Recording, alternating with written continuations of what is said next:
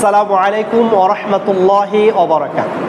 আজকে আপনাদের সামনে উপস্থাপন করব দারসুল কোরআনের নিয়মাবলী, কিভাবে মানুষের সামনে কোরআনের দার্স দিতে হয় সহজ সরল প্রাঞ্জল হৃদয়গ্রাহী ভাষায় বাস্তবসম্মত উপায়ে কোরআনের শিক্ষাকে মানুষের সামনে তুলে ধরার কিছু নিয়মাবলী নিয়ে কথা বলব। প্রথমত আপনাকে বিশুদ্ধ তেলাওয়াত করতে হবে।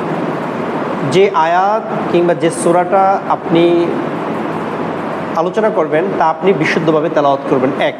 দ্বিতীয়ত হচ্ছে আপনার তেলাওয়াতকৃত আয়াতের বাংলা অনুবাদ সেটা সহজ সরল প্রাঞ্জল ভাষায় আপনি উপস্থাপন করবেন, অর্থাৎ শর্ট অনুবাদ উপস্থাপন করবেন।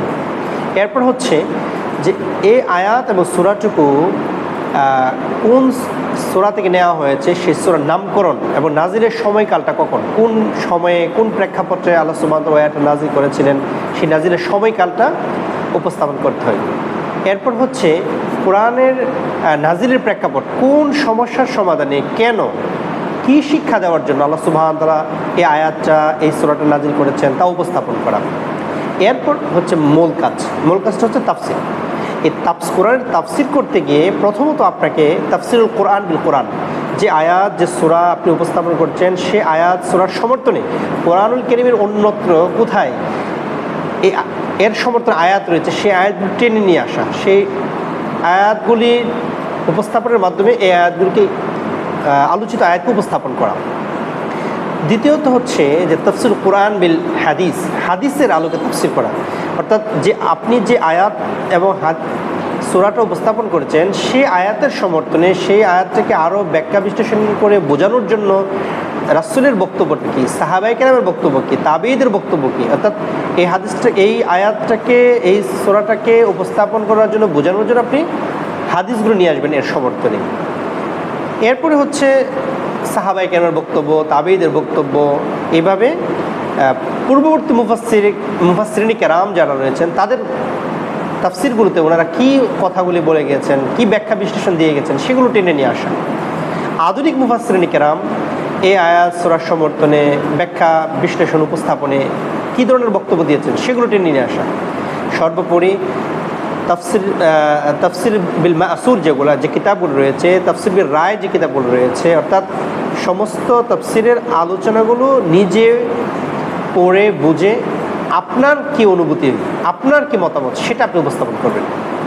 তার মানে তাফসির করতে গিয়ে আপনার আমার লক্ষ্য রাখতে হবে যে তাফসিরুল কোরআন বিল কোরআন হচ্ছে কিনা, তাফসিরুল কোরআন বিল হাদিস হচ্ছে কিনা, তাফসিরুল কোরআন বি আকওয়ালিস সাহাবায়ে কেরামের বক্তব্যের আলোকে তাফসির হচ্ছে কিনা, পূর্ববর্তী মুফাসসিরিন আধুনিক মুফাসসিরিন কেরামের বক্তব্য নিয়ে আসছেন কিনা, এগুলো নিয়ে এসে পুরা আলোচনাটাকে আপনি কী করবেন, উপস্থাপন করবেন।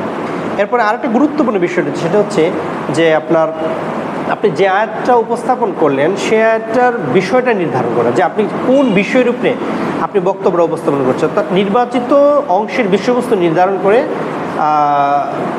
আলোচনাটা পেশ করা।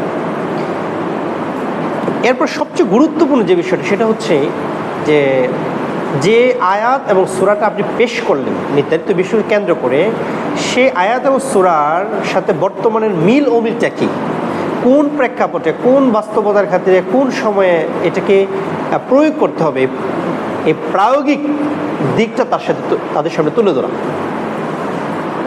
সর্বশেষ যে কাজটা করতে হবে সেটা হচ্ছে যে আপনার আলোচিত উপস্থাপিত আয়াতের শিক্ষাটা কী এবং করণীয় কী, শিক্ষা এবং করণীয় এই দুইটা বিষয় উপস্থাপনের মাধ্যমে পুরো দার্স কি সমাপ্ত করা।